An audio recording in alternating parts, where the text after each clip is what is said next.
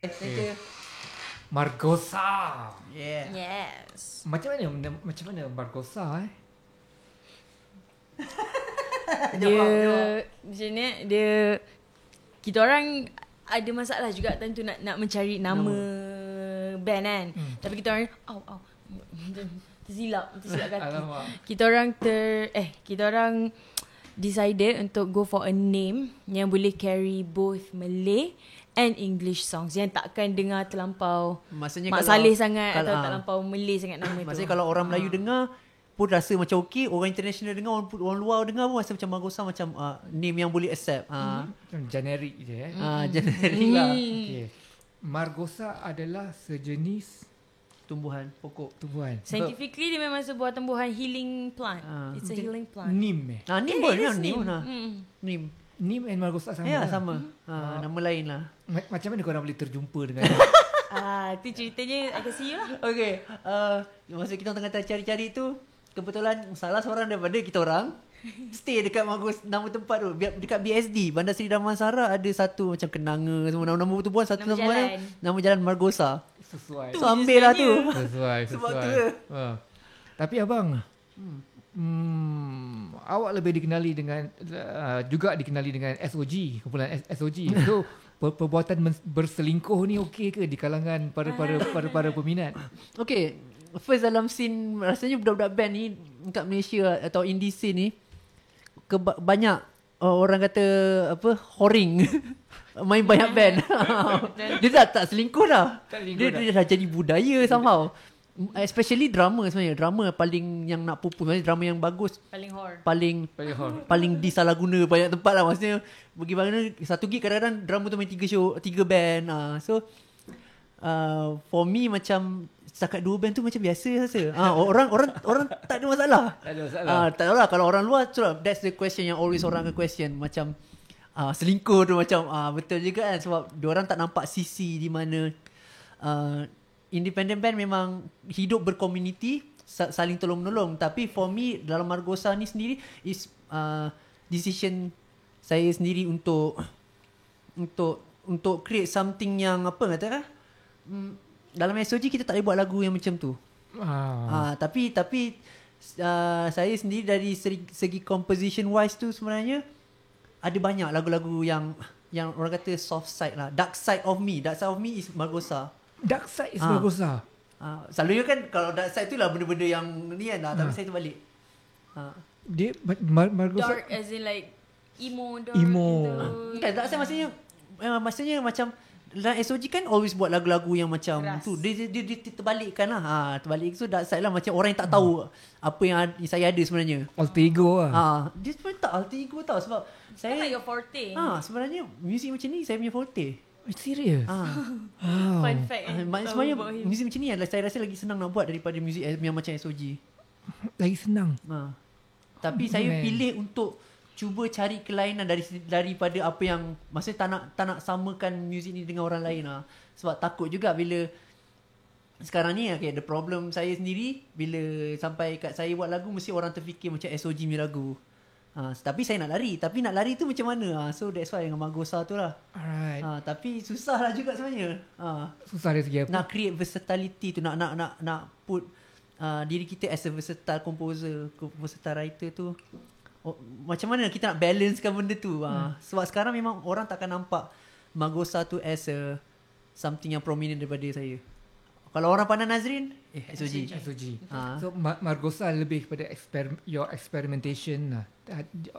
Bukan experimentation. Dia I feel like it's more like kita orang ni macam dia punya trash can untuk lagu-lagu yang untuk dalam dalam your bank of songs kan. Ni lagu-lagu Margosa ni jenis yang dah rejected dalam rejected song kan, rejected.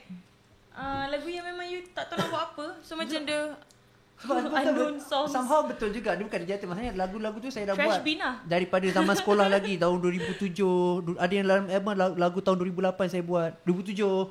So benda tu yang saya rasa lagu tu ada strength. Tapi saya rasa lagu tu sedap. Tapi macam dia tak pergi mana. So saya rasa lagu-lagu ni sepatutnya orang kena dengar. Macam tu. So Margosa medium dia. Margosa medium. And saya sebenarnya banyak suka suka buat lagu in POV seorang perempuan. Wow. Saya always macam saya bila buat lagu kan, saya always bayangkan perempuan yang nyanyi. Itu je. Kenapa Sebab mungkin sebab selalu tengok, macam kita selalu tengok pertandingan nyanyi. Bila perempuan menyanyi, kita selalu tengok macam mana dia express something kan. Selalunya orang nak throw vocal power kan. So saya selalu terfikir macam mana dia nak express emotion without throwing any vocal power. Express emotion without throwing any Vocal power. Maksudnya kita nak nyanyi sedih ke apa, kita nak express, tapi tak perlu nak main technical punya benda, value. So dalam Margosa ni saya implement benda tu. Maksudnya nak tengok perempuan bersedih dalam, maksudnya beremosi dalam nyanyian. Macam dalam SOG sebab saya sendiri yang nyanyi. Tapi macam that's why macam saya buat lagu untuk orang lelaki nyanyi pun saya memilih. So dalam Margosa ni sebabkan saya rapat dengan dia and saya boleh direct and project apa benda yang dia kena buat, apa yang dia perlu remotekan diri dia dalam emotion tu. So senang nak work. Tapi macam orang lain pun, saya pun macam agak memilih kalau maksudnya nak buat lagu untuk orang, macam adakah dia boleh sampaikan apa yang saya nak sampaikan. Kita kena address isu ni. Memilih orang. Tadi Rashad, you about to say something tadi. No, because he was saying like how wanting to deliver lagu without projecting vocal kan. Tapi masalahnya semua lagu yang you kasi ada tau vocal projection. Memerlukan vocal projection. Lagu yang you tulis. When it comes to my composition, it's always ada dynamic. Yeah, that's true. Dia start dengan benda ni, takkanlah semua benda nak boleh. Depends on the song lah. Kalau lagu tu conceptual boleh. Tapi tengok pada lirik juga semua. Yeah, that's true.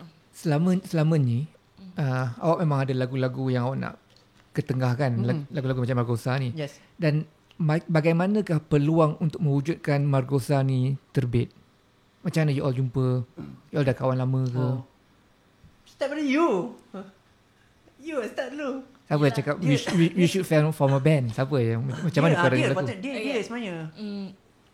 Actually before anything, I've always macam mana? Okay, I guess I started off as a somewhat singer-songwriter sort of lah kan. Okay. So I had this one song I wanted to go for, and I record lah for the first time. I've never like that time I tak tahu, I tak pernah record anything. So I was on Twitter.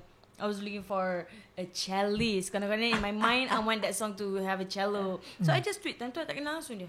I know we met but no? in the show we shared stage before. Share stage dekat IUD. Oh god. Okay. Time dia sekolah lagi. You tak ingat dia langsung masa tu Rockstar ni. Masa tu sekolah lagi. Dia sekolah lagi. Nanti form 5 lah, tak ada sekolah mana. Macam mana you tahu dia? Sebab dia semua orang kenal dia macam time tu dia perform sebab dia nyanyi macam mana? Small girl with huge voice. Orang mesti pandang dia. I get that a lot too. So like I had a song and I record and then like I tweeted lah macam like, oh, anyone knows like a cellist I could work with kan. Lepas tu a friend of ours, Shariel, daripada band Transitions, I'm friends with him. And then like that's when dia tag nama Nazrin dekat my tweet tu. So that's how we got to know lah each other. And then like dia slide into my DM and then we start talking lah. 15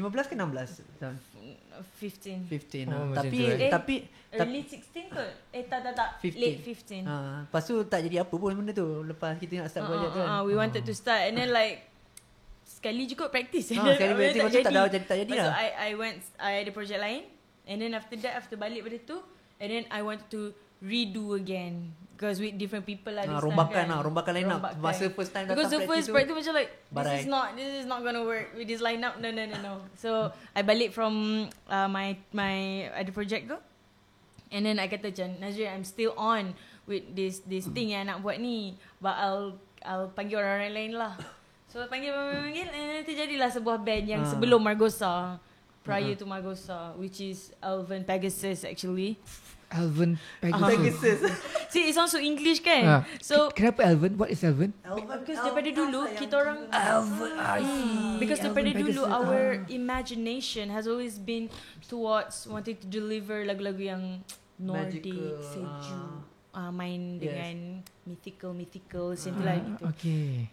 So hence the name. Tapi and then suddenly ada lagu Kota Cinta. So macam pelik je album pelik lah. Pegasus. Macam Album Pegasus buat lagu Melayu macam So that's why we decided untuk do tukar another nama. rombakan in terms of nama and also the band members. image tu sendiri. And the image itself. Mula-mula tadi tu you punya own song yang you nak invite. lagu That's, tak jadi that's pun. how we got to know each other. Lagu tak jadi pun. Lagu tak jadi apa pun dalam main kotak. Lala, saya hijack semua.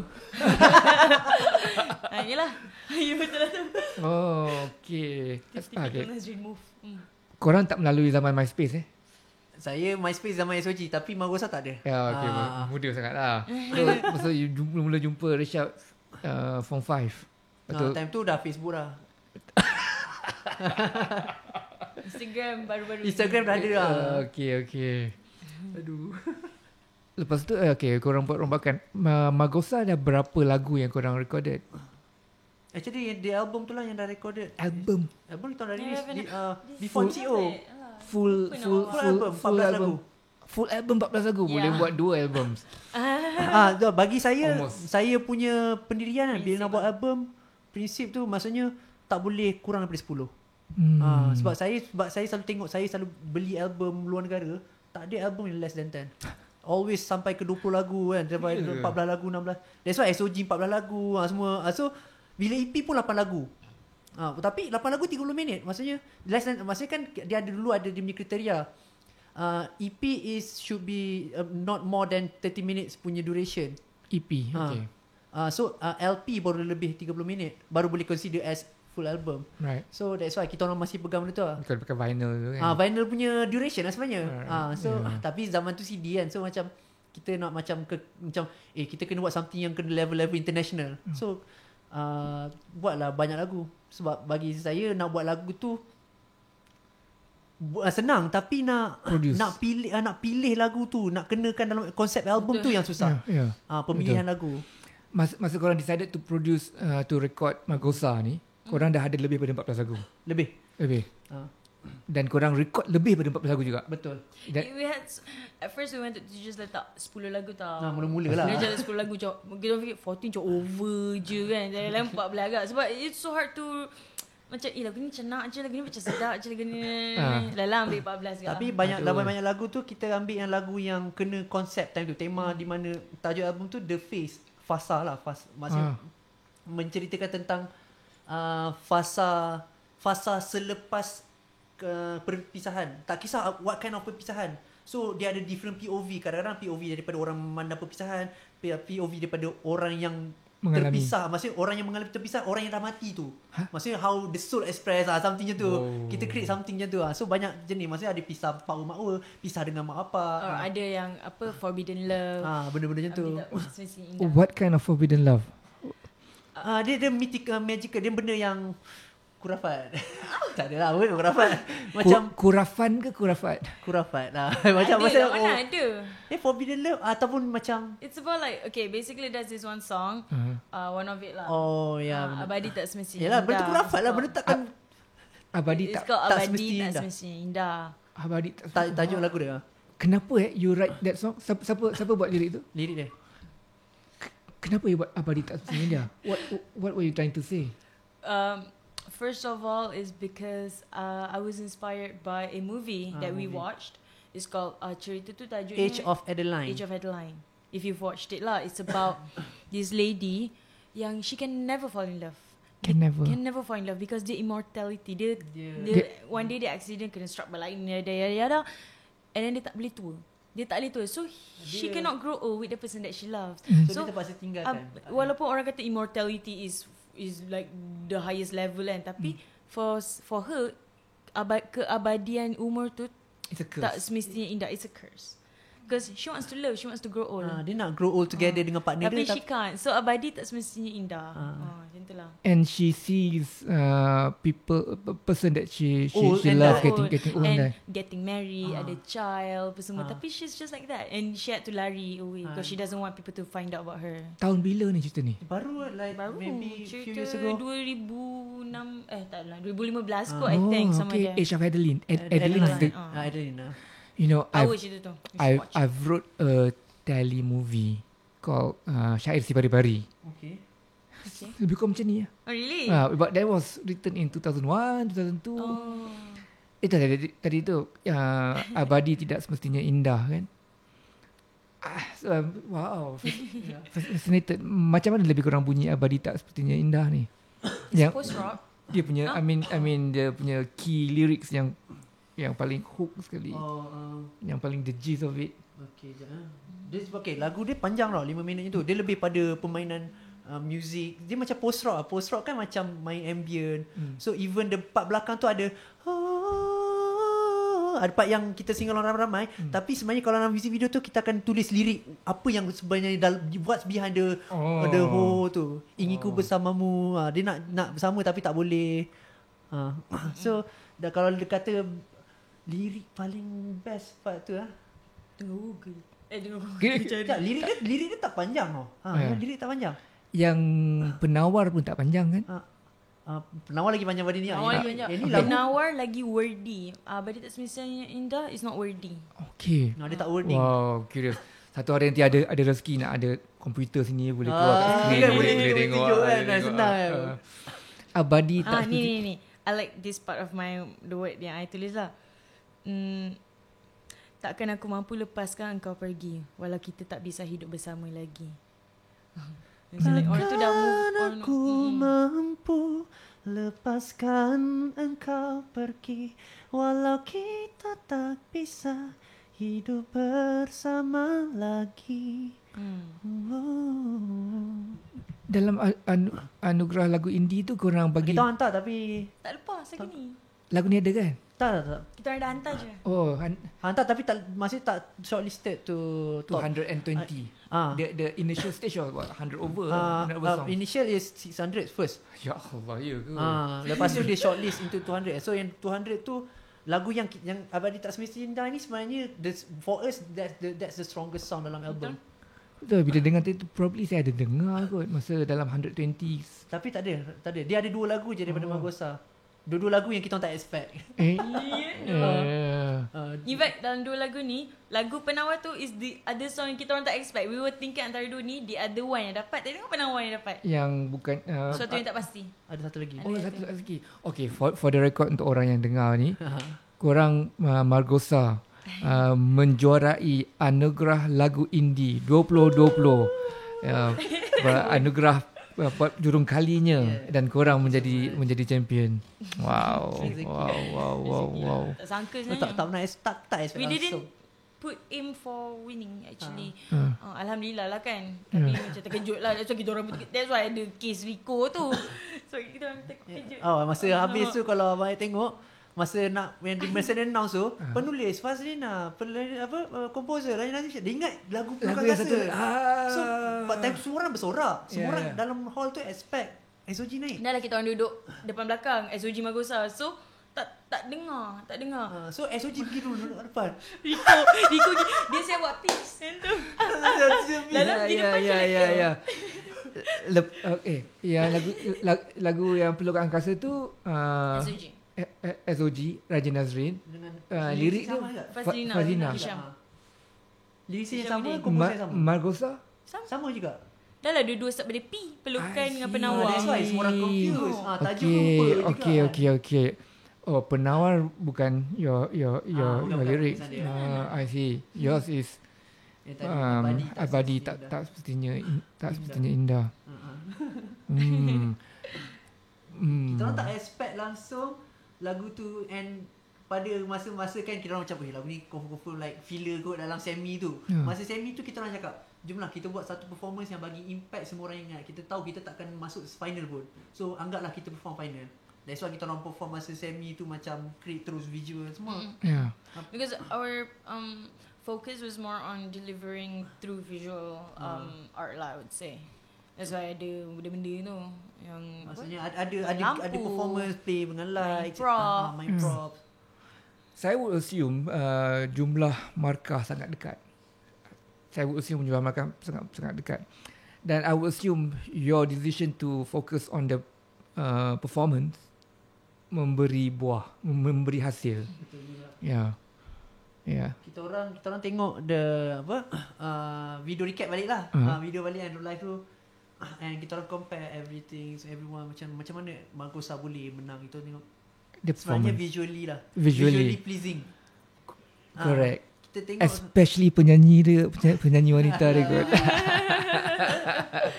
tak apa benda yang kita buat tu kan, maksudnya nampak lah dalam visual kan. Macam for me sendiri kan, macam I have my own theory kenapa SOG punya performance Maka tak dapat placing kan. Sebab bila tengok balik visually macam apa yang kita orang buat, yang gimmick kita buat semua tak keluar dekat masa kira cameraman tu tembak benda yang salah. Okay. Maksudnya part ni before that kita orang dah suruh kita orang dah bincang dengan director, part ni macam ni, part ni kita ada ni, tu mungkin dia lupa. That's why masa dengan yang Margosan mungkin dia ingat. That's why dia buat apa benda yang kita orang minta. Yeah.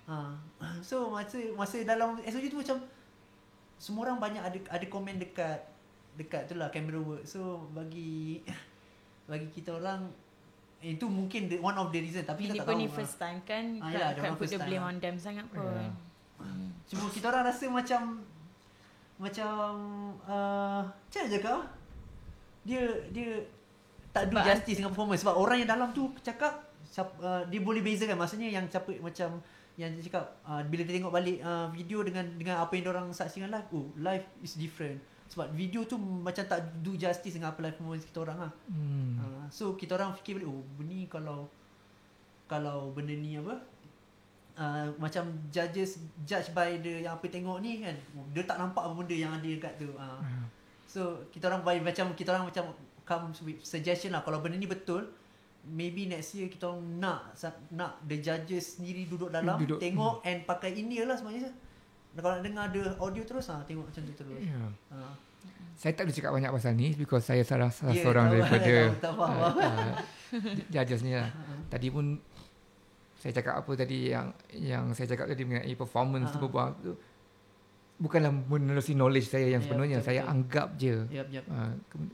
Kita tak tahu orang lain punya macam mana.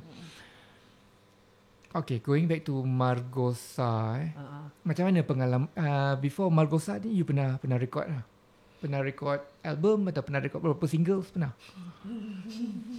Cerita lah your band kot. Band lama. Before Margosa, I played in a band. A pop punk band. Dia pun one of the semi-finalists dekat lagu indie. Yeah, they orang dapat masuk Night Skies and Visions. Night Skies and Visions. Right. Okay. Celine. So before Celine, it was me. I did one song with them. And then you did, as in you recorded one song with them. As a band lah, time I dengan diorang tu, we recorded one song. And then I don't know, I guess I tak boleh carry sangat kot pop punk. It's not really me. So keluar, and then that's when ni lah, then start Margosa. Macam mana pengalaman record 14 lagu? Sorry. Dia punya time frame tu you recorded tu, you fokus dalam masa sebulan ke ataupun over a span of lama. Setahun. Kan ada first before the album come out, kita dah record 2018 ada 3 lagu. We had 3 singles before kita orang masukkan dalam album sekali terus macam itu. I see. So kalau nak including with the 3 singles tu, it's more than a year lah. Sebab first 3 singles tu dengan previous bandmates, which is ada 5 orang. So masa yang dia ada lagu semua tu, time dah tinggal 3 orang lah. Belum ni ada lagi berapa? Adik kan seorang tu main drum. Adik he got to whore somewhere else betul. Tak, dia rasa macam tak worth whoring kot. Nak cakap apa ya? Sebagai penyanyi kan, Isha kan, belajar ke train sebagai penyanyi sebelum ni, ada pergi kelas ke apa ke? Tak ada. So the closest to ni my trainer, my vocal. Bergaduh teruk lah dalam recording. So merakam 14 lagu tu daripada hari sebelum awak buat rakaman tu sehingga awak completed 14 lagu, awak terasa macam knowledge awak, confidence awak dan sebagainya meningkat tak? Definitely. Boleh explain kan bagaimana perasaan tu datang? My first song yang I recorded for Margosa is lagu Kota Cinta. So time tu I banyak kena tegur in terms of diction. My diction, because according to him tak boleh difahami. Tapi I rasa macam I faham je apa I cakap. Apa I nyanyi. Cakap Melayu sepah. Apa boleh pak? Dia cakap Melayu sepah. Tak pun. So and then like we have like a couple of Malay songs dalam album tu.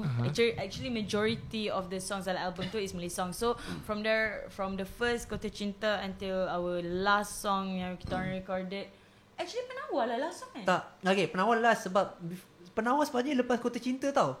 Lepas tu kita cancel sebab you tak boleh deliver apa yang nak. No. Kota Cinta. No. Yeah, he's like that. He really titik beratkan the emotion in a song. Dia So macam ada multiple times datang plan nak buat lagu ni tapi lala tak dapat pun sebab according to him tak dapat deliver. So my kita mood tak dapat tak sama. So So that's why I drag. macam saya macam contoh prinsip saya bila recording mungkin sebab zaman sekarang digital so maybe that's why ada that prinsip tu di mana kalau record pitching tempo lari boleh repair. Pitching okay. Kalau nyanyi sumbang kita boleh repair. Tapi kalau emosi tak ada. sumbang, emosi tak ada, kita tak boleh repair tu. Emotion apa. tak dapat. So kita nak benda tu, yang nafas yang dia sedih tu, kita nak benda tu. Maksudnya jangan setakat nyanyi untuk takat baca. Maksudnya sebab most of the lagu Margosa sebenarnya dia lagu dia maksudnya dia dapat sebelum perform, maksudnya sebelum practice, lagu tu dah ada. So dia just kena study dengan lagu and masa nak record tu saya akan direct macam ni. Bayangkan dia macam ni. Kadang-kadang before start dia datang, dia on the way daripada rumah dia datang, dia kena put the emotion first. Bila sampai tu baru dia ada vibe. Kalau tak bila nyanyi kan tu je cakap macam kalau dia nyanyi pitching lari sikit sebelum tu boleh repair. Tapi bila macam emosi dia tak sampai tapi cuma mungkin saya jenis agak fussy bila macam dia tak sampai saya. Lepas tu cara saya bila reject benda tu buatkan dia selalu kita orang banyak kali gaduh. Maksudnya sampai kan like because selalu hanya kita orang dua akan recording kan, bandmate lain tak masuk lah time vocal kan. So before that kita orang macam okay salam dulu. Gaduh apa-apa sebab ni. Sebab tak nak carry kan. Sebab kena faham lah ni just work kan. So salam dulu. Sorry kalau later gaduh-gaduh, sorry dulu. Sorry. Kalau korang sejuk kita off je lah aircon tu. Tadi ingatkan dah off. Yeah. Alright. Barulah sedap sikit bunyi dia. Sebelum record salam dulu Salam dulu. Okay, technical sikit lah tadi balik. Daripada mula-mula lagu pertama sehingga lagu yang ke-14, sebagai seorang penyanyi awak rasa awak improve banyak? Yes, there's definitely improvement. Dari segi apa yang paling utama? My dynamic. My dynamic because I also because dia dengan Azmin lah selalu tegur I kata macam I'm very bad at like my dynamic control tak ada kan. I always like to go all out like that kan. And then dia orang tell me lah like how sometimes whispering is also more powerful than like all out. So I'm like okay. So yeah. Sebagai producer dynamic ni dia bersangkutan dengan emotion tu ke? Betul sangat. Kalau dia tidak ada emosi dalam tu, dia tak akan mampu mencapai dynamic yang dalam lagu tu. Dia macam kalau kita dalam novel dulu kita kaji dia ada plotting. So part climax baru kita nak kalau let's say part tu kita nak kena lepaskan betul-betul. Maksudnya kalau awal tu macam Resha sebab dulu dia first time dia nyanyi dia sebab mungkin dia telah terlalu exploit suara besar dia macam tu. So every time dia nyanyi semua benda nak keluar. So macam Resha, okay, cuba dengar. Minat Agnes Monica, dengar dia nyanyi awal tu kan. Even ada sumbang daripada note dari Agnes record. Maksudnya dalam record tu ada suara sumbang. Tapi kenapa producer tu decided untuk letak? So sebenarnya benda tu sebab dia emotion tu dah lebih penting. Emotion tu lagi penting daripada technicality.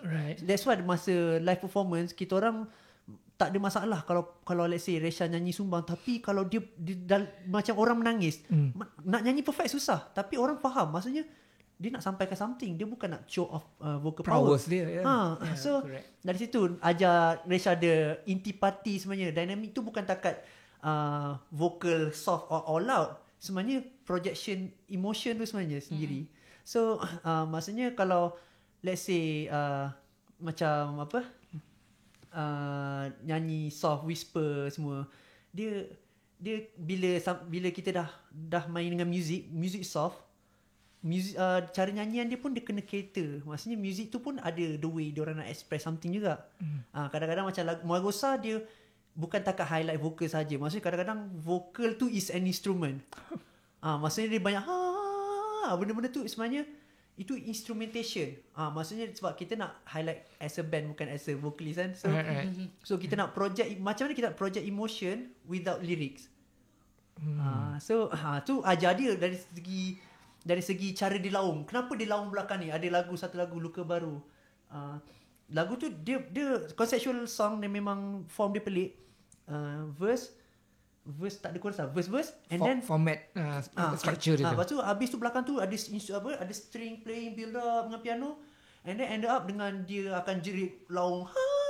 Tapi macam mana nak bagi dia dapat benda tu, kita kena cerita. Bayangkan time ni you dah overwhelmed dalam diri hidup tu, macam kita dah tak tahan, kita nak lepaskan everything. So cara nyanyi tu kena macam tu. Dia tak boleh sekadar jerit. So kita nak dengar texture tu. Sometimes benda tu boleh sampai kat orang tu. So same goes to bila macam masuk dalam lagu tu. So dynamic tu sangat penting lah. Macam si Resha, dia tak faham. Dia mula-mula dia ingat, mula-mula tu dia rasa nyanyi tu sekadar nyanyi, vocal power, in tune betul. Dia always fikir benda tu first. Tapi sekarang bila dia dah faham benda tu, maksudnya dynamic tu bukan takat boleh nyanyi soft dengan loud. Sebenarnya dynamic tu daripada emotion sendiri. Sebagai producer, awak melihat lah bagaimana peningkatan Resha. Banyak. Thank you. Jangan bangga. 1 ke 10? Maksudnya 1 ke 10 peningkatannya. Peningkatan saya boleh cakap 10. Maksudnya peningkatan dia Nak apa ni? Daripada taklah, tapi peningkatannya 10. Tapi kalau ikut banyak lagi boleh diisi. Tapi ikutkan memang saya sangat bangga dengan apa benda yang dia boleh buat sekarang. Even sometimes sekarang dia dah boleh, maksudnya dia boleh tulis lirik by herself. Itu bagi saya macam, maksudnya dia tahu how to express. Sebab bila saya lagi prefer dia tulis lirik sebab dia tahu apa benda nak nyanyi. Right. So and then bila tulis kita discuss lah macam mana how to project semua benda. Tu yang best tu. Altogether berapa lirik awak buat dalam lagu ni? Dalam 14 lagu tu? 4 je. 4 je. Abadi bukan Abadi tak semestinya. tak selinda. Satu lagi? Lagi 3 apa? Lagu English. English song. Sebab tu Ana. Tajuk apa yang English tu? Drown in Desire. Drown in Desire. Drown in Desire. Forgiven Not Forgotten. Forgiven Not Forgotten. You write like a man then. Betul. Satu lagi? Maafkan Aku. Maafkan Aku. Okay. Semua pasal broken heart. Ana mana yang buat lirik tu? Ada 2 lagu. Luka Baru yang tadi saya cerita macam mana project lagu tu. Ana Rafali ke Ana Rafali. lain? Oh, Ana Ada 3 ke 2? Stars Apart. Luka Okay. Baru. Tingkat Kaca. Tingkat kaca. Ana ada buat 3 lirik. Tingkat Kaca tu even her own composition. Wow. Dia kasih kat kita orang. I'm like, oh my god. Wow. Kenapa you buat 4 lirik saja? Sebab time tu dia baru dapat the capability To I write. baru start. Capability to write in Malay. in English and Malay sama lah. Maksudnya the capability to write lyrics. Maksudnya dia dah faham dia, apa benda. Time tu kita dah bawa keluar konsep album macam ni. So dia try lah cari project emotion towards apa benda yang play around the concept tu lah. I try to inspire myself with a lot of Indonesian pieces lah, macam songs. Seperti? Especially Geisha. Ada satu lagu apa I lupa lah. I was inspired by lagu Leto. Leto? One of Leto. I lupa lagu apa. I recently wrote another song yang will be released soon. I wrote that not based on a song. Right. That was based on a TikTok guy from Indonesia yang dia buat, dia is like comedic punya TikTok whereby parody. That's what parody punya TikTok. Dia orang Indonesian, dia akan buat macam anak indie. So bila dia punya anak indie, dia ada macam two alter ego lah, indie punya side and also like Orang biasa. Orang Dia biasa akan punya comparing style. lah. Orang biasa kalau Versus jatuh dengan anak luka, indie. dia macam sakitnya luka. Tapi bila saya kata pula dia tunjuk POV anak indie. Bila dia jatuh, lepas tu dia tiba Very poetic anak indie bila tu. dia luka, luka aku Alangkah habis indahnya. kopi lah benda. Alangkah indahnya jika dunia ini. So I tengok I that one night I buka all of the punya video yang ada anak indie punya ni kan. So I jot down all the words yang I rasa macam wow, nice-nya ayat ni. So, Leto. Dia no, start that's not Leto. Leto is yang band tau. It's a different song. But dia kira macam dia different start learning all those vocabs lah sebenarnya. Dia I see. Sorry, bukan, mungkin saya muda sangat. Anak indie tu apa maksudnya? okay, maksud tu lah dia is a term dekat Indonesia. Anak indie di Indonesia dekat scene indie dekat Indonesia, bila orang relate dengan anak indie is always kopi, sajak, puisi. like poet. So band-band kat luar sana sebenarnya level dorang bila orang angkat, maksudnya level indie tu is something yang sangat artsy. Band-band kat sana mesti lyrical, sangat dia level dia tinggi lah. That's why lepas tu crowd dia sometimes the crowd dia dah rasa elitist gila. Dia punya culture. Dah jadi culture. of anak indie. Sampai diorang create parody. Maksudnya anak-anak indie ni macam It's so funny everything is all about coffee. It's all about benda-benda macam tu. It's about alam. Senja. Senja. Alam tu. Anak indie dan senja berpisah tiada. Dia boleh cakap macam tu. Benda-benda macam tu. It's very they want to make it like mengejek tapi dia not mengejek. really Dia parody. Dia ni, age lah. ni yang parody tu. So apa kira kononnya macam anak indie tu dia appreciate senja, appreciate nature. So dia akan express ayat dia lah. very poetic Yelah. tau. So itulah like I said, I tengok all the video and then yang anak indie punya version tu I akan macam jot down. Ada satu ayat tu pun macam alangkah bisa ni. So I pun tulis lah alangkah bisa. So I think pasal time tu I know he already sent me as the melody of the song. So I macam like okay, this song it gives me the mood of like lovers yang dah terpisah, seorang dah meninggal or something like that kan. It just give me that vibe of the song. So I tengok lah from the vocab lirik yang I dapat Indonesian guy ni, I tengok lah I mana satu yang sesuai Sesuai untuk dimasukkan. Tu cara belajar dia lah. Okay. I will assume you are bawah 25 kan? Bawah sangat kan? Tak. Tak Okay, tak apa. Kita biarlah rahsia. Kita biarkan rahsia. Okay. Wow. Steady lah punya cara puji orang kan? Betul. Seriously, I thought you bawah 25. So, you grew up dekat mana? Area mana? PJ, KL? Area Damansara. Damansara. Bahasa utama ada lebih pada English ataupun Melayu di rumah? Cakap. It's a mixture lah. Yeah. I guess my family we talk Malay tapi I guess Kawan-kawan. Kenapa tanya macam tu? Oh, kenapa tanya? Okay. I earn my living through songwriting. So, lyrics bahasa Melayu. My anak-anak English speaking. So, akan ada, sekarang ni ada generasi yang English speaking. Betul? I'm not to say I'm proud ke ataupun the opposite of it. Tak lah. Saya terima keadaan macam tu lah. Saya suka bahasa English dan bahasa Melayu. So point saya tadi tu, separuh orang kalau I would assume kalau mereka yang membesar dengan English sebagai bahasa utama dia di kalangan kawan-kawan dia, di kalangan family dia, mungkin menulis bahasa Melayu menjadi sikit cabaran lah. So saya terfikir adakah awak mengalami bahasa Melayu itu satu cabaran? BMI SPMA tau. BM. Okay. I guess I get that a lot lah from people. My family macam normal, macam mix, macam cakap BM Malaysia macam tu lah kan. Tapi I guess my circle kot, because Kawan-kawan lah. kawan-kawan I. Semua English kan. My So BM. when I hang out with them, that's when I start to macam bukan I tak cakap Melayu, boleh je, cuma how to say like my comfort. Yeah. It's more towards English I guess lah kot. Tapi bila jumpa diorang, that's why I learn a lot of vocab.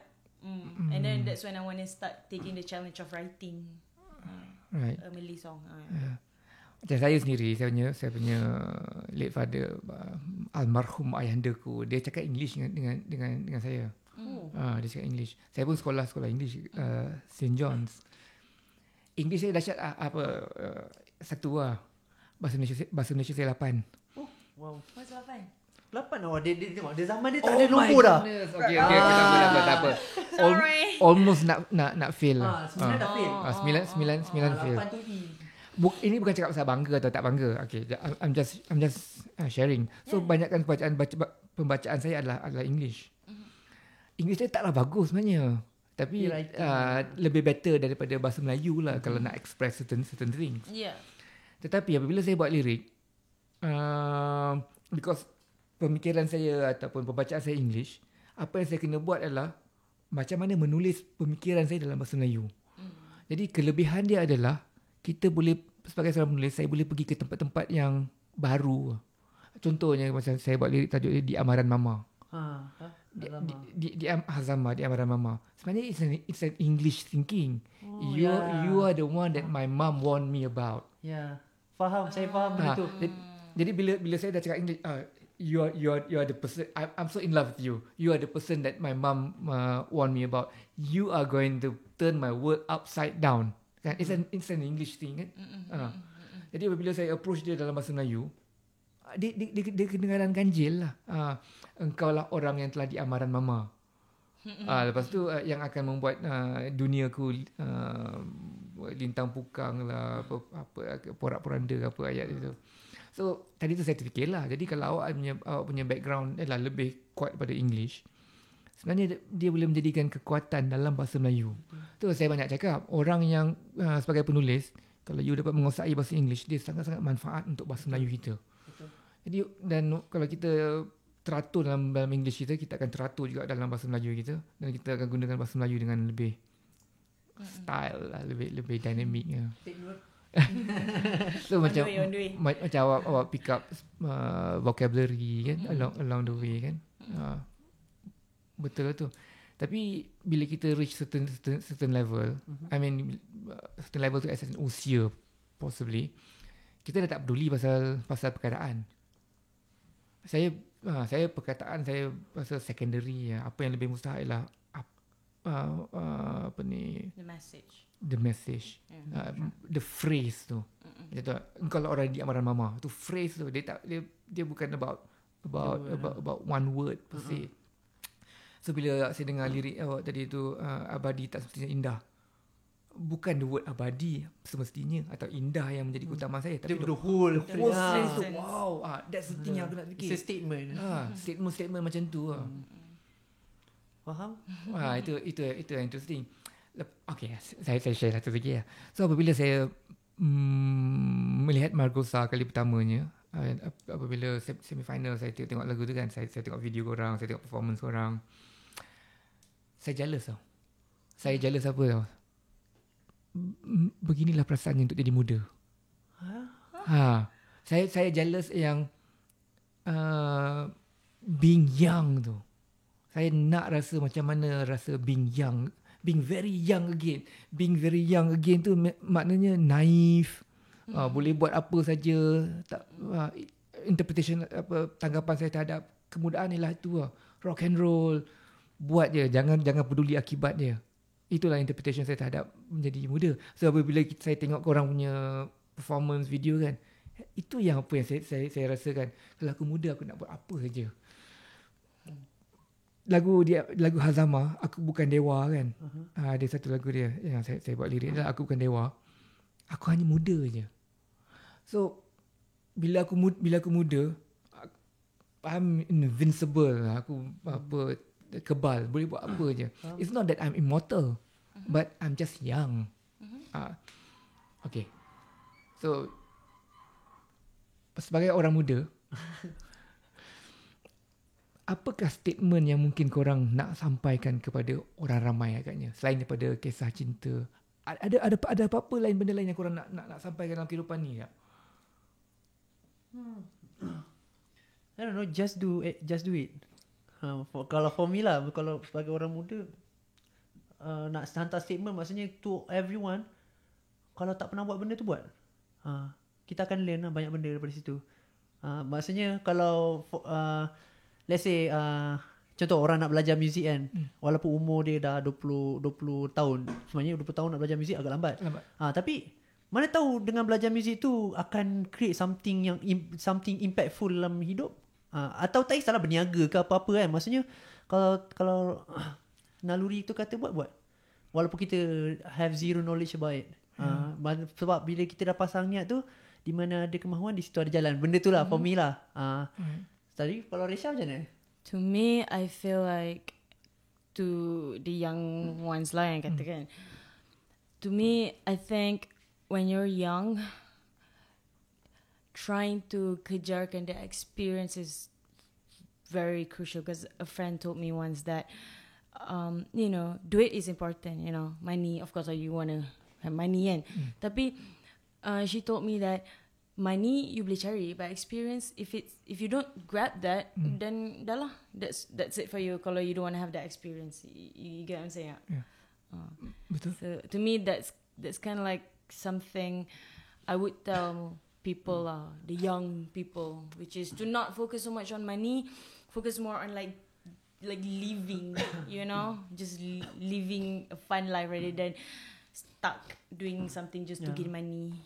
Yang satu lagi kalau daripada saya, selagi boleh jalan-jalan. Maksudnya selagi keluar mana-mana, jangan duduk satu tempat je. Lagi banyak benda kita tengok, lagi banyak benda kita akan faham. Apa jenis experience yang patutnya kita cari?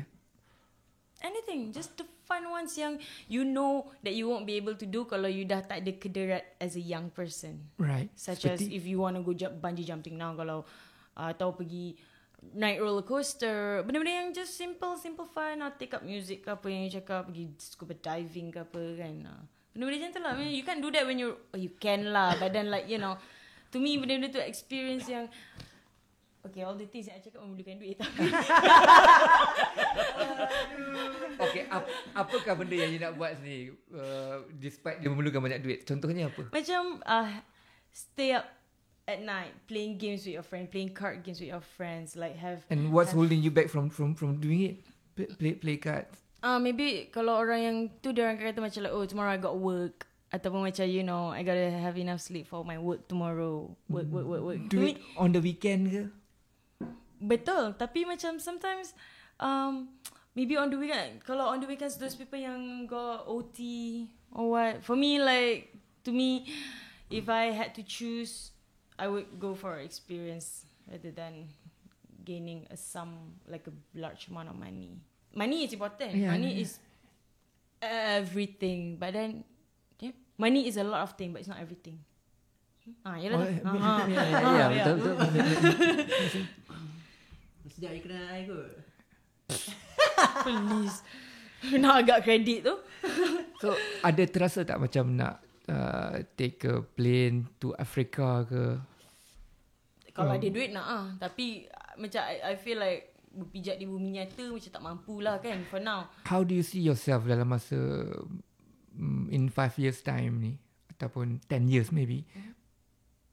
Boleh tak menjadi seorang penyanyi aja? Aja? What you mean? Menjadi penyanyi. Oh yes, I would. That's like my dream. So yes, I do see my path going that way.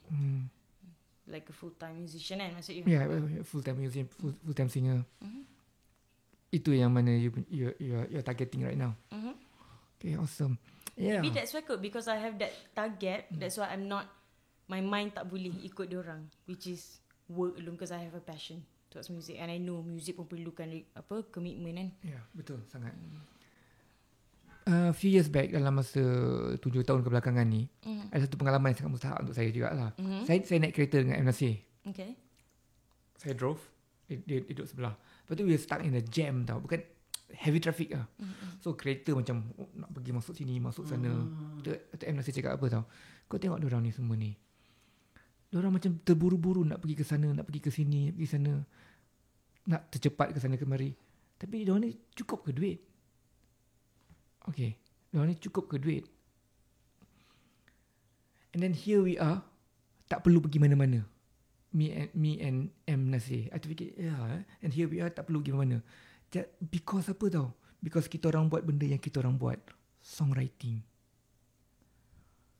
I don't know if this story makes sense to people or not. So I was so like, I feel like so blessed lah yang saya boleh jadi seorang songwriter dan tak perlu terkejar-kejar ke sana kemari. It's just that saya harap pendapatan saya 10 kali lipat ganda je lah daripada pendapatan sekarang. InsyaAllah. Ada tu, So, ada tu. so tadi macam you cakap tadi, yang mustahil adalah kejar experience. I think semua orang kena ada keberanian, cukup keberanian untuk Betul. kejar experience apa yang diorang nak. Tapi masalahnya lah, kita sentiasa tak cukup duit kan. Betul lah kata, macam I feel like you're gonna have to know your own capability and your limit.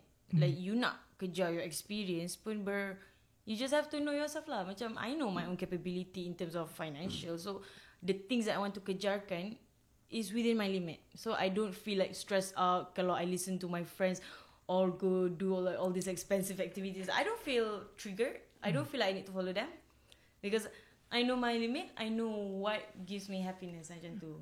That is very good. Living life authentically. Authentic. Wow. Okay. But you know when you said about the whole songwriting tu kan, sekejap lah, I nak cakap tadi something. Oh, that's what I told him juga. I selalu cakap dengan dia. Not everyone is lucky enough to be able to do what they want. And get paid for it. So I kata, you should always be grateful that you get to do music for a living, and because that's where I'm aiming to as well. I'm aiming to do music for a living. And like sementara before I get there, I have to do benda lain lah while I get there. As for him, memang doing music for a living. So people yang fully musician, fully art practitioner, I feel like so lucky. I think mesti ada satu strategi tau. Again, saya terpaksa sebut nama M. Nasir sekali lagi ni. Saya pernah tanya dia about 11 years ago. Betul ke apa yang aku buat ni? Focusing on songwriting ni je. So dia pun cakap sikit sebanyak. So intipati pada apa yang dia share with me was, kita kena bagi masa macam tempoh tau, macam 5 tahun tau untuk kita melakukan projek kita ni. Kita nak jadi penyanyi, kita nak jadi songwriter, kita nak jadi musician. Kita kena bagi tempoh 5 tahun. Boleh tak kita berjaya dalam tempoh 5 tahun ni? Kalau kita tak boleh, then kita cepat-cepat ada exit route, escape plan lah. Exit plan. 5 tahun. Tak tahu daripada mana dapat usia, dapat jumlah 5 tahun tu, arbitrary sangat kan. Tapi saya rasa make sense lah. Half a decade, you plan 5 tahun. Kalau berjaya. Kalau tak berjaya, then exit plan, kita buat something else. Kita jadi kontraktor jalan raya ke. But the passion still lives lah, even if you try to exit kan. Betul juga. You can't. I cannot imagine myself not doing music and go office day to night. I'll feel so tak cukup. Tak macam cukup ada that missing something. Jiwa tu dia nak fit, something to fit. Benda tu. Macam memanglah kalau let's say tu memang dapat duit, tapi macam so empty. Betul. Sebenarnya bila berbual dengan korang, it's very obvious yang korang ni by nature sangat artistik lah. Proclivity kecenderungan tu adalah kecenderungan artistik. Saya rasa kalau korang buat selain daripada apa yang korang buat ni, korang takkan happy. We did talk about that. Macam mana? Exactly what we're talking about right now. Kemanakah Margosa selepas ni? Okay. Sepatutnya dalam few days to come ni sebenarnya kita orang akan sign something. Maksudnya kita orang akan go apa? Macam mana cakap? Boleh cakap ke? Tak boleh sebenarnya. Can see. Off record boleh lah. Okay. So benda tak jadi lagi kan. Benda tu tak boleh sebab benda tu since MCO. So benda tu ada opportunity tu dah datang, tapi kita orang hold sampai ke hari ni. And almost lah sebenarnya benda tu almost done, and the announcement akan Be coming soon lah. Yeah, soon. Tapi itu maybe not a huge change dekat Margosa, sebab Margosa always be Margosa, di mana kita orang akan buat music. There's a new opportunity lah, a new pathway. Ya, sebenarnya betul tu lah, jalan baru lah. and sebab Margosa always dengan music yang di mana kita nak express more dekat emotion dalam music tu. Sebab tu masa orang tanya Margosa main music apa, kita cakap kita main music sejuk. Apa maksudnya tu? Maksudnya music tu kan, bila kau dengar je music tu, kita rasa sejuk. Kita rasa kita kat tempat yang sangat sejuk. Rasa macam cool je. So dalam bahasa Indonesia galau lah. Galau. Maksudnya yang bila macam bila kita alone kita rasa macam macam mana tu lah, macam dia sebenarnya alone tu macam need someone to hug, benda-benda macam tu. Tapi kita nak translate into something else is sebenarnya ni macam bila kau sejuk kau pun macam in terms of lyric, in terms of music arrangement, that's what we're trying to do. Dia lebih pada itulah kata macam Margosa always tekankan music visuals, music dan visual. Even macam kita orang nak dapatkan that that apa orang kata that vibe tu, kita orang put idea tu sampaikan bawa ke practice. Maksudnya kalau kita orang practice jamming, kita orang akan bawa lighting sendiri, bawa light sendiri. Pasang fairy lights. Semua bawa pasang lampu. Kita bawa lampu, lepas tu tutup lampu. Macam ni tutup lampu. Ini baru practice. Itu kita orang pasang punya. lampu kuning. Pasang lampu kuning kan very lampu bring the kuning kat ambience bawah lantai ada lampu. Itu cara kita orang supaya nak ubah mentality tu, band tu macam tu. Lepas tu after dia nak mengemas macam ada tapi best lah. Masa memang mengemas tu suka. dah jadi rutin, macam masa kita boleh have fun sambil kemas balik. Tapi Margosa dia dah level tu. Maksudnya mungkin sepanjang saya main music, saya ada rasa macam ada satu loophole. Macam mana nak create something yang bukan dari temperature kita. Macam tu lah, daripada kita duduk kat tempat yang panas, tapi macam nak create satu tempat mood tu dia jadi sejuk. Dia visually tu lah. Macam contoh kita perform, Margosa always pakai long sleeve kalau perform. Kenapa? Sebab nak tunjuk band tu perform dalam keadaan yang sejuk. Wow. So that's why bila perform mesti ada shiver punya tu. Walaupun kita tak rasa, tapi bila the music tu sampai kat kita akan rasa sendiri shiver tu sendiri. Penyokong Margosa atau peminat-peminat Margosa merasai ke perkara ni? Kebanyakannya lah. Dan mereka menyatakan mereka merasainya. We're hoping so. We are hoping so. Banyak je sebenarnya. Macam our goal lah apa. You jangan cakap hoping so. Benda tu memang ada. Dia orang cakap, tapi you mungkin tak nak deny benda tu.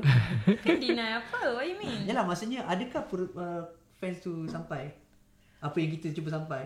For sure lah. I hope so lah. But we can't like expect for them to understand what we deliver our best. It's up to them to boleh terima ke tidak. Dia tanya fan kita, maksudnya orang yang dah betul faham kita lah. Maksudnya bukan the new audience. Yelah. Fan kita yang minat tu always tahu what is Margosa is. Fans telah menyatakan yang bahawa mereka dia tak faham. I bukan tak faham. I tak macam tidak. I don't want to like just assume people faham. Because we do our best untuk sampaikan. If that person dapat rasa, then alhamdulillah. All those feedbacks. What's with the feedback? Yalah, semua feedback yang dah cakap. Oh yalah, okay. Dia tak handle social media. Okay. Dia tak. Excuse me.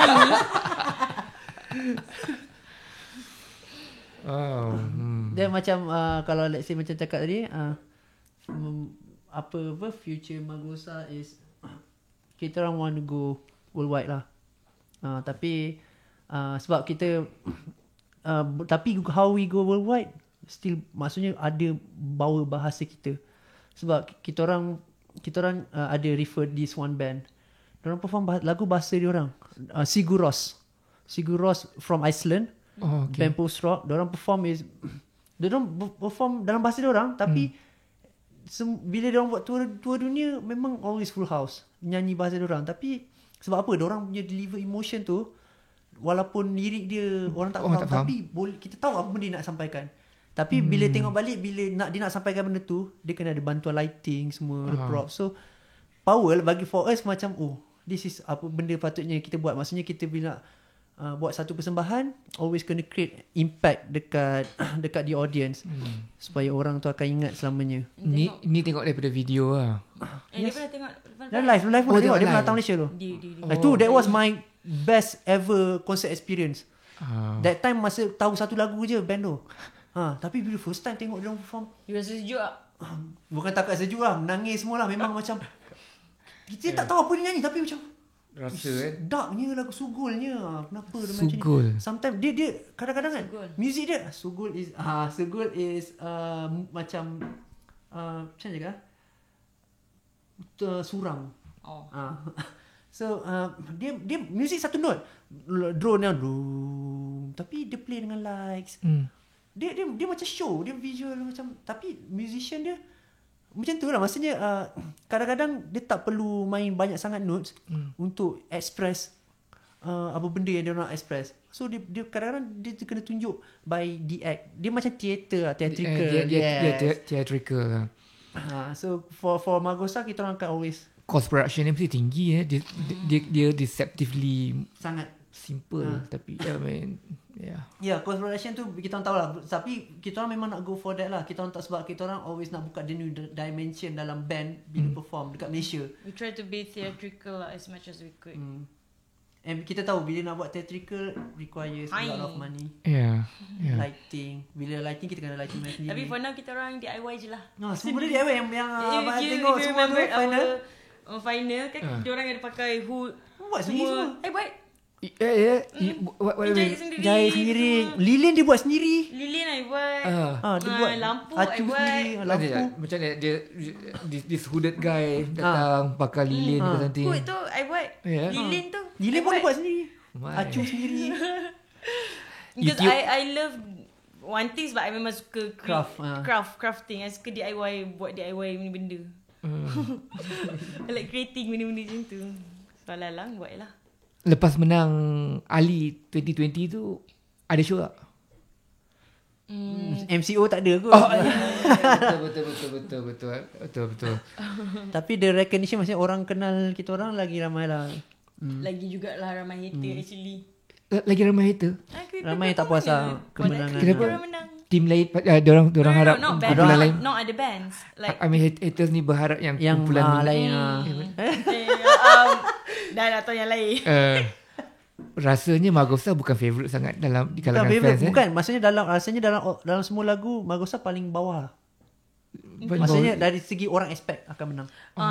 Maksudnya tak ada orang akan rooting for even Magosa. for ourselves, not saying that our song is not strong, bagi I the song is good. Cuma kalau nak I guess because yelah, I rasa macam Magosa macam not everyone's favorite sangat kot. Kalau in compare dengan the other acts, you know, because yang like acts yang lain pun besar kan. Yeah. Patient Sisters, OG semua. So macam terkejut lah tu, macam like, menang? Ya betul. Dia macam Alhamdulillah. Itulah tu, tengok dekat screen orang ingat SOG yang akan menang. Lepas tu bila dia mention the full name ke ataupun dia mention the name of the band ke baru macam Magosa. Betul yang dia kena mengajar pun. Langkah part tu. So lepas ni dah ada material baru dah untuk Magosa next Magosa ada banyak. Maksudnya lepas release album tu kan kita orang ada banyak lagi lagu-lagu tu yang tak jadi reject song untuk album sebab tak kena pada emotion concept of the album. So lagu-lagu tu masih kita bawa. Saya jenis macam tu. Macam saya buat lagu, saya takkan biarkan lagu tu maksudnya takkan biar dia terbiar. So maksudnya kalau let's say mungkin dia tak ada rezeki lagu ni sekarang tak jadi apa, tapi mungkin 10 tahun akan datang lagu tu akan bawa balik. Betul. So mungkin macam for now ada yang lagu yang kita dah work banyak sebenarnya. Tapi tunggu waktu yang sesuai lah. Sekarang COVID waktu yang sesuai untuk apa? Untuk keluarkan album tu. Macam mana cakap for now tak ada album lagi lah. Sebab kita orang merasa album yang sekarang ni masih belum cukup promotion. Sebab sepatutnya kita orang lepas release album kita orang dah buat dah Asia tour. And then dah balik daripada sampai Malaysia COVID. Kita orang patut dah plan lah untuk buat Malaysia punya circuit pula, tapi tak jadi. So rasa benda tu tak, sebab tu orang terlepas pandang banyak dekat Magosa punya creation. Tak sempat pun nak promote. Nak photoshoot untuk our merch pun tak sempat. Dah kena lockdown. Merch dah siap tapi nak buat photoshoot tak boleh apa. Lalas benda tu dah suar. Maksudnya dah release tapi maksudnya dah tak ada hype. Macam tak apa lah. Dalam Spotify ada dah lama. Apple Music, semua dah ada lah. iTunes.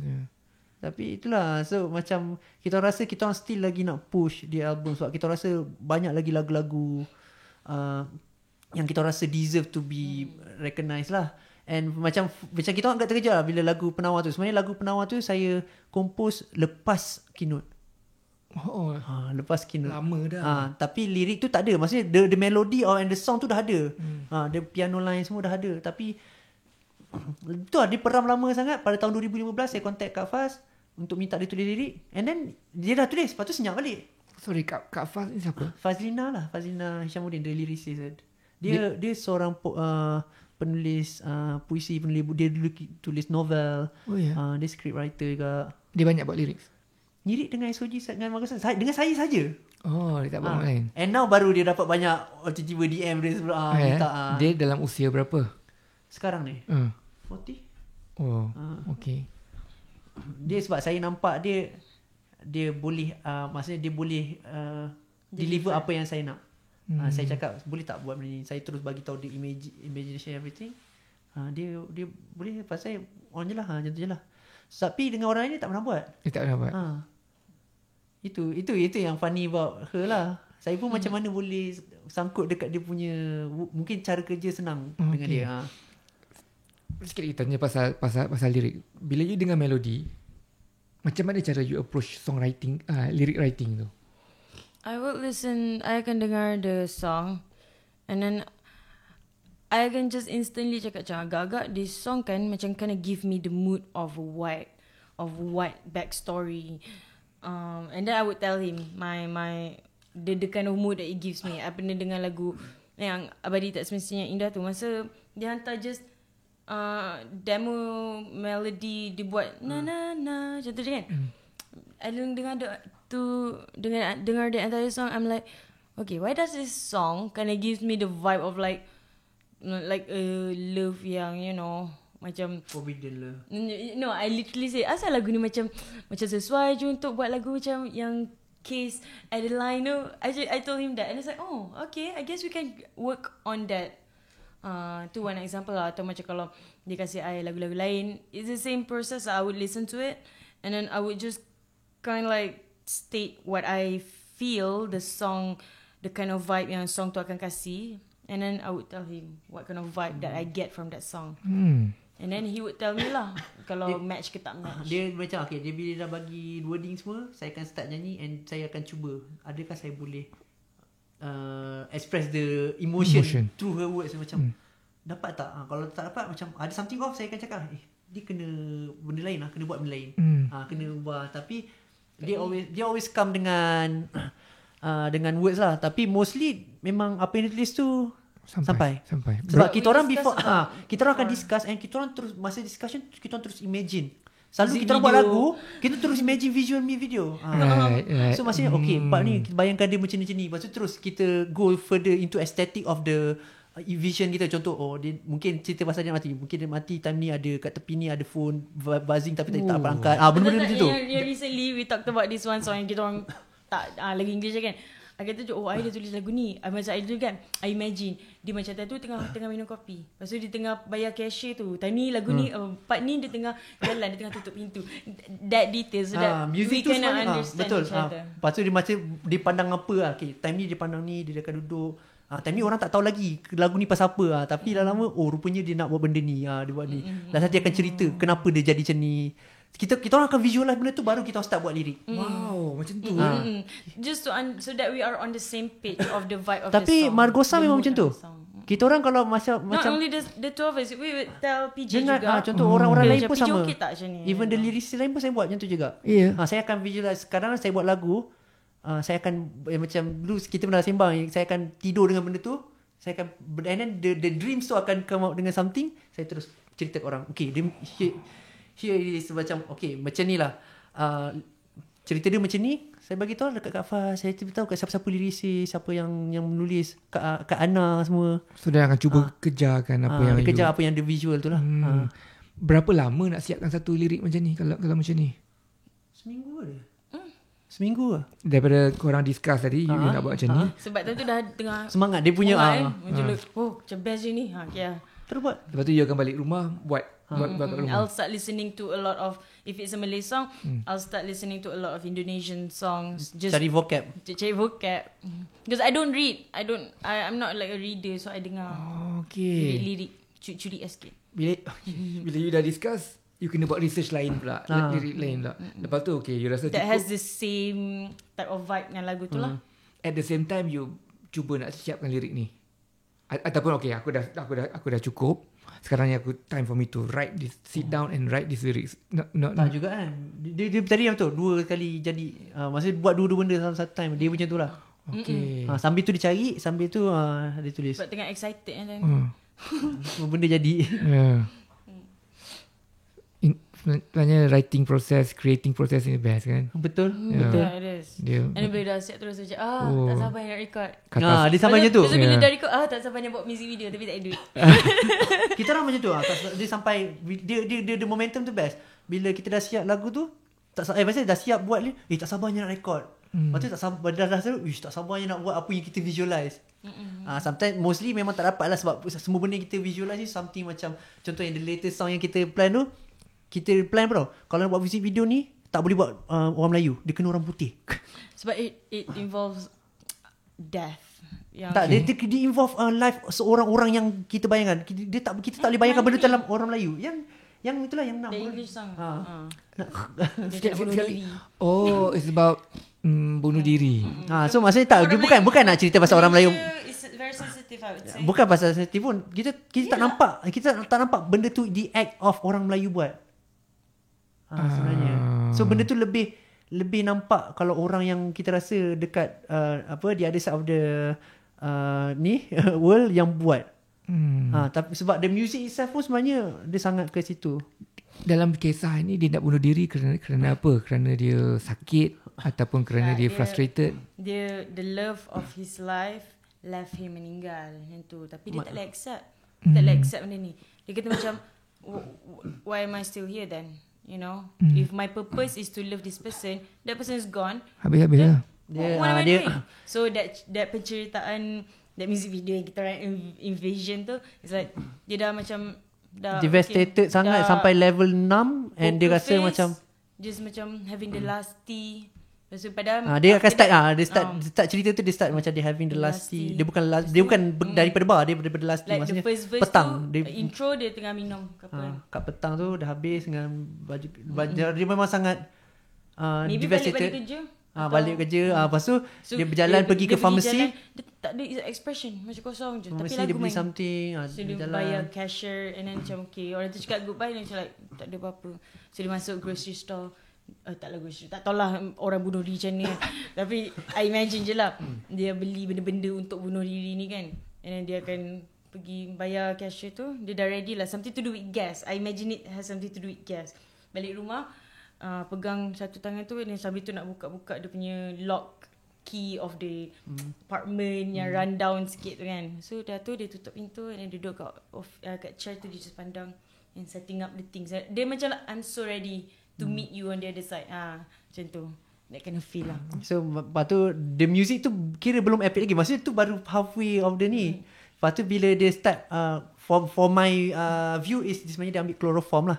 Dia put chloroform dekat. Tapi bukan macam ni. I tak tahu dia kena something. Kena research macam dia tu. Tak, dia betul lah. Macam benda ni tak saya. Dia kena develop lagi lah. Carbon monoxide. Carbon monoxide. Tapi macam mana kita nak bawa naik apartment? Sebab orang putih lalu dia stay kan macam dekat block. Masuk naik atas. So dia sampai situ, apa ni dia nak buat? So dia duduk, dia do something, and then bila ada something yang masa dia nak tu, and dia trigger macam that's happen yang macam apa? Semua benda yang dia baru kita dapat tahu sebenarnya bini dia dah meninggal, sebenarnya ada anak, duduk dah dia ni. Betul, orang macam like, what is this guy buying? Apa hal dia buat benda semua ni? Kenapa dia nak bunuh diri? And baru tahu kenapa face, rupanya dia sayang. Mungkin dia ada something yang tak tu, and dia memang dia rasa dia had enough. Dia rasa memang janji dia nak jumpa benda tu je.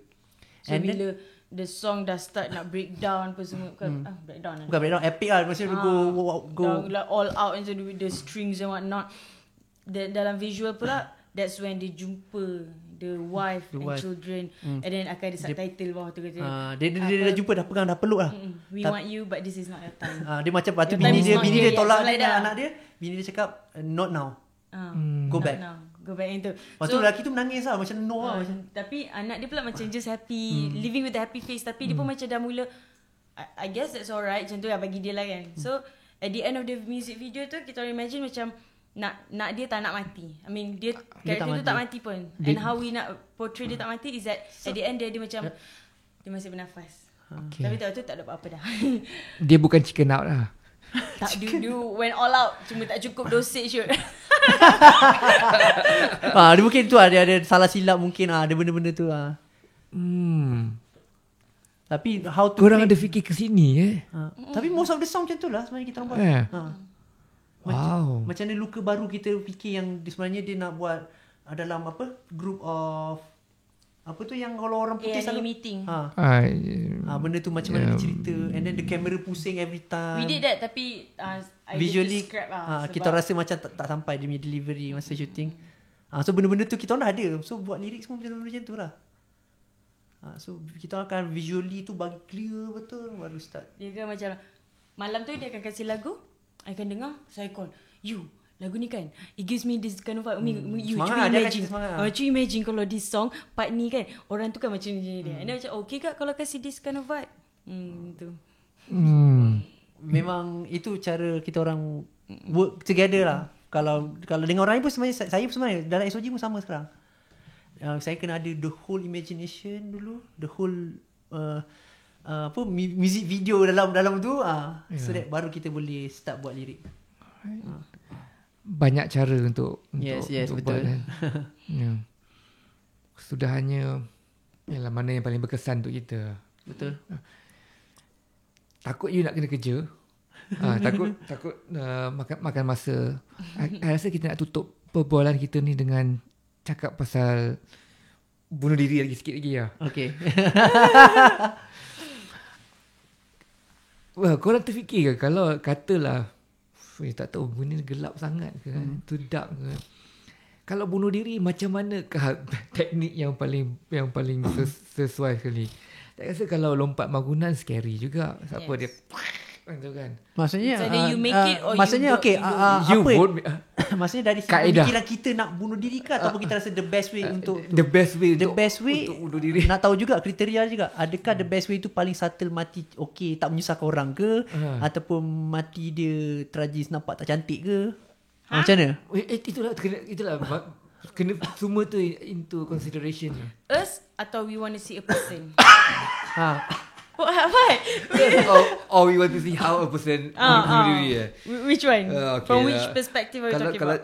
Okay. Lah. Kalau mengharap macam mana orang bunuh diri jadi macam penonton sangat pula kan. For me, okay, you dulu lah. Okay. Dari segi saya kalau macam kalau tak nak menyusahkan orang tapi paling dia menyusahkan orang jugalah at first. Maksudnya this method of bunuh diri is just bunuh diri kat laut, middle of the ocean, atau cari macam how to tu, lepas tu disappear, maksudnya hilang orang cari, kalau jumpa tak jumpa, kalau jumpa mati lama, tapi kalau tak jumpa forgotten lah. Maksudnya tak perlu dia boleh jadi kes hilang. So tanda tanya. So kalau bunuh diri yang lain bunuh diri, dia discreet, dia tahu mati dengan cara apa. Lepas tu menyusahkan orang lagi. Betul, maksudnya pengebumian benda-benda tu. Pengebumian satu. Lepas tu kalau dia lompat bangunan mesti darah sepai. So dia ada create trauma kat orang lain. Kalau makan ubat senang, budak siasat boleh kantoi. Kantoi. Lepas tu orang tengok dia bunuh diri, dia makan ubat. Betul, terjun lompat laut. Kalau tasik pun kantoi lagi. Sungai pun bahaya sebab takut sangkut kat tepi dahan semua. Oh my god. Kadang-kadang ada empangan tau. Sungai ada empangan. Bahaya. I would not kill myself in a way that I akan suffer. Because if you drown yourself, you're gonna feel the suffocation. For the 1 minute lah. Ya, kejap je. Terjun laut straight lagi dah settle. Nope, I don't want that for me. If I want to die, I want to die in a way that I know yang I takkan takut. Bukan nak takkan takut. Yeah, that's the easiest, quickest way. But I'm going to do it. Maybe cari like a cave or something. Kalau you don't want to be found. A cave or like a hutan mana-mana. If you really dah tak nak hidup kan. That's the way. You don't want to trouble people. You don't want to suffer. Dah lah. Okay. Mana nak cari pistol first? Kat Malaysia ni. Pistol macam mana? Ya, korang pernah dengar lagu Dumb way to die. Dumb ways to die. Pernah dengar lagu Dumb way to die? Dumb way to die. Tak salahnya Australian. Pasal banyak kematian orang lintas dalam kereta api. So diorang buat PSA, Public Service Announcement, dengan lagu tu, Dumb Ways to Die. Antaranya ialah melintas laluan kereta api. Betul, benda tu macam tak logik sebenarnya. So my son dulu, masa dia umur dia 5 tahun 6 tahun, dia dengar lagu ni. So dia nyanyi lagu ni dekat sekolah. So cikgu-cikgu semua panggil kita orang, kenapa your son been singing this kind of song? Oh my god. Euthanasia. You're familiar tak dengan euthanasia? Euthanasia ni ialah assisted suicide. Doktor membantu seseorang itu untuk bunuh diri. Kisah-kisah ni adalah kerana orang ni ada terminal illness. So instead of menyusahkan orang lain nak jaga diri dia, lepas tu dia kena, untuk sakit ni mahal tau. Dia kena duduk ke hospital, lepas tu bayaran bil tu. So cara paling mudah untuk ramai orang adalah okay lah kita Put him to sleep lah. Macam anjing lah. So dekat di Amerika ada beberapa tempat states dia yang boleh mengamalkan euthanasia ni. Euthanasia, ya. Dekat Europe pun ada beberapa tempat. Malaysia ada kan? Malaysia tak boleh. Malaysia is Against the law. It's illegal to commit suicide. Tapi euthanasia, yalah kalau without the patient consent, dia consider killing. Dia kena ada dia kena ada mutual. Dia kena ada consent. Bukan consent lah, dia kena ada persetujuan. Black and white. Yang dia nak commit suicide. Lepas tu yes, the tidurkan lah. The doctor will help. Okay. Interesting. Macam mana perbualan kita sampai ke sini hari ni? You lah buat lagu macam tu. Terus suruh hantar melody macam tu. Harisha, thank you so much Thank for you your so time. much for having us. Abang, thank you you so much. Okay, kita akan menempuhi di Selangor ni 2 weeks 2 weeks PKPB. So hope you guys stay safe. Yeah, Same you to you. too. Stay cool. Stay cool for always. Same to you. Dan terus Sukses menghasilkan kerja-kerja seni. Amin. Thank you so much. Abang so juga, much, abang guys. juga. That is behalf on Margosa. Terima kasih banyak-banyak for having us today.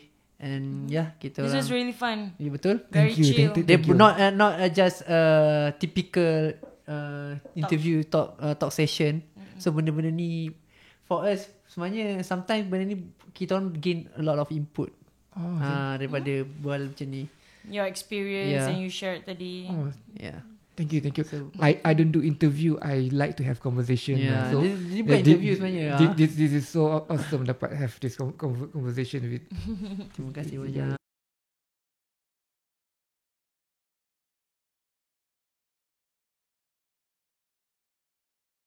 Okay, kalau kita buat melodi tanpa pegang any instrument, saya percaya dia punya trick ke mana tau.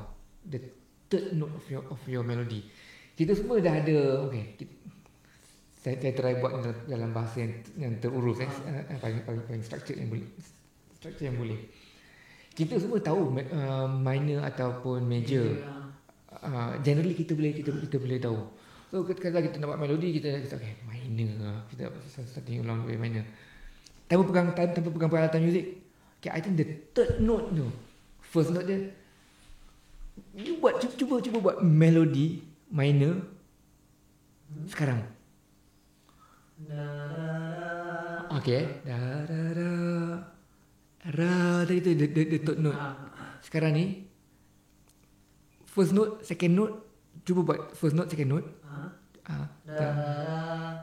Okay, now consciously your third note is somewhere else. Pilih third note that can lead to your fourth note nanti. Fourth note.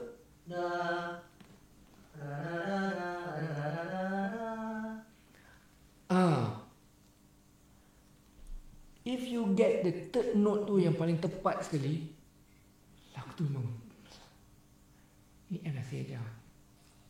The third note no. I don't know if it makes sense to you ke tak. So jangan pegang ini instrumen. dia ada sense of tempo pula. Maksudnya okay, third note tu adakah third note tu jatuh pada first beat ke, nak tahu benda tu? So tahu macam okay. Ini dia tidaklah macam tertulis di atas batu macam tu. Tapi this is lose lah about it. So macam jangan pakai pada chord. So maksudnya ataupun ataupun apa tu maksudnya dia punya beat dia, kita tak tahu macam mana play. So the third note tu maksudnya tak kisahlah, free je. Free je. I mean dia taklah macam mesti ketat macam tu. Yalah, itulah. Tapi macam yang dia tu akan bawa kita mana melodi tu akan pergi. Tak tahulah dia faham. Saya tengah cuba dia make sense ke tak. Saya tengah cuba refer all great melodies, and for me personally kan, the third melody dia orang kat mana. Tengah fikir ya. Oh okay, Malaysian punya music, the third note always jatuh on the first beat. Tapi macam saya punya lagu sama, Margosa dengan Penawar, Penawar dengan Pelukan Kasa sama juga. Pangkulah, the third note first beat. Di mana first beat juga. So okay, tu dah nampak similarity. Third note dia on the first beat. Contoh okay, cerita batinku, dengarlah first beat juga. Oh dengarlah cerita batinku, di mana aku awak cari ganti pun sama on the first beat. So mungkin the idea pun mungkin the third note is always something to express. The note yang the most crucial note to express. Yes, the most crucial note that which will lead you to where it will go. So tapi maybe it can be strengthened by the lyrics. Sebab takut juga kalau kadang-kadang kita tak dapat play dengan lirik yang macam ala kadar, tak tahulah. Sometimes macam contoh start dengan da contoh kan, first three notes the same note, tapi maybe kita boleh ubah tu dengan lyrics. Tapi tak nampak lah Malay punya composition tak banyak monotonous unless benda tu rap. Itulah bila dengar macam Malay urban song pun still hariku kan, hariku dia ada pick up tu. Berpuasan. Sekejap check lagu SOG. Sekarang lah ini. Oh ni something yang boleh kena kaji lah adik. Yang ni Abang Nasi bagi tahu macam ni. Macam mana? Ini Abang Nasi bagi ya, dekat Cipta Express dia ada bagi talk few years back lah, dia cakap the third note no. Third note. Oh maybe itulah kena tanya dia jugalah, what is the third note tu itself, sebenarnya ada apa, what's behind the third note tu. Contoh Ana macam mana? Almost similar dengan Pelukan Kasa. Tadi dah walaupun dia always jatuh. Okay, kena macam betul. Itu dah sama betul. Third note mesti always jatuh. Betul lah, dia always stressing something. Yeah, I think the third note tu bawa kau pergi mana lagi, sini ke, sana ke, depan ke, belakang ke, atas ke, tepi ke. Lagu SOG pun banyak sebenarnya. Kau dan aku. Dia benda stressing something lah. Third note tu so always. Lah, third note tu untuk determine lagu tu akan jadi orang ingat ke tak. Boleh nampak lah. Isya dapat lagu? Boleh pegang alatan muzik? Apa? Gitar, keyboard boleh. Ya. Bagus. Boleh dia boleh main pegang. Boleh perform live. Tapi perform dia takut. Sebab dia always hilang fokus bila menyanyi gitar ambil cloud lah dia. Tapi dia boleh bila praktis, cuma tak ada confident lagi lah. Tengah train ni. Kena praktis lah. Sian lah Isya ni. Sekarang dah hampir pukul 1. Sian nanti dia mengantuk. Besok kerja. Tak adalah. Again I think. Jom kita pergi bawah. Kalau ikutkan sistem dulu pukul 2. Thank you.